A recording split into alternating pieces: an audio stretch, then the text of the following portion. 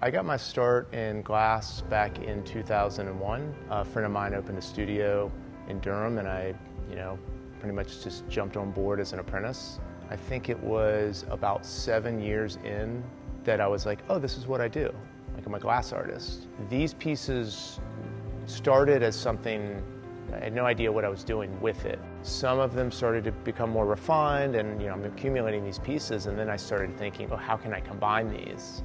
And then it just built off of that. The first one I made was back in 2014.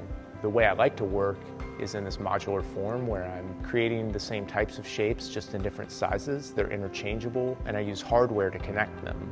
So most things with glass, they're melted together and they're permanent. Well, these actually assemble and disassemble into components. I use different finishes, mirroring, powder coating, electroforming. There's so many finishes and kind of things you can do with the material to make it look like glass or metal or plastic or whatever. These are the largest sculptures I've ever made. 8 to 10 feet, 500 pieces of glass per sculpture. We started the design process in May of 2019, and yeah, it's just ironic that the shapes that I'm making look like viruses, a lot of them. I just think it makes the story that much more interesting that I would see all these diagrams popping up, these kind of cartoon diagrams of COVID.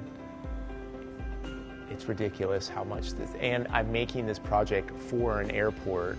It just plays such a big part of the story, but that's kind of magical in a way, right? It's like I didn't try to do any of this, really. It just happened, and it makes the story that much better, The pandemic was hard for a lot of us, and this gave me a project that I could really sink into and focus all my attention on. This is the biggest thing I've ever done in my career.